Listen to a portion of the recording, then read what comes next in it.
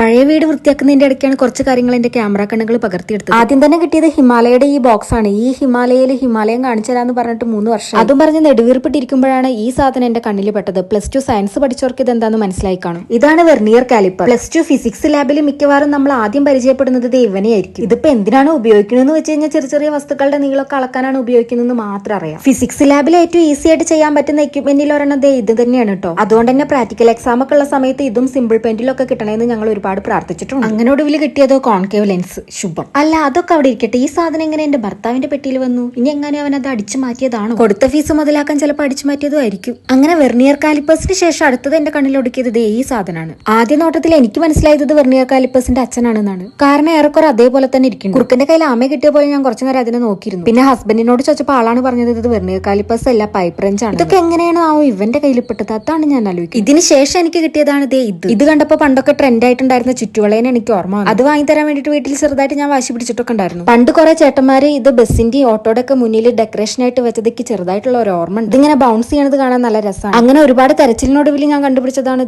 ഈ ലാപ്ടോപ്പ്. ഇത് കോമ്പാക് എന്ന് പറഞ്ഞ ബ്രാൻഡിന്റെ ലാപ്ടോപ്പ് ആണ്. പക്ഷെ ഞാൻ ആദ്യമായിട്ടാണ് ഈ ബ്രാൻഡിന്റെ ലാപ്ടോപ്പ് കാണുന്നത്. ഈ ബ്രാൻഡ് ഇപ്പൊ നിലവിലില്ല എന്നാണ് AI പറഞ്ഞത്. അപ്പൊ ഇതൊക്കെയാണ് വീട് വൃത്തിയാക്കിയപ്പോ ഞാൻ കണ്ട സാധനങ്ങൾ. അപ്പൊ അത്രേ ഉള്ളൂ. ടാറ്റാ.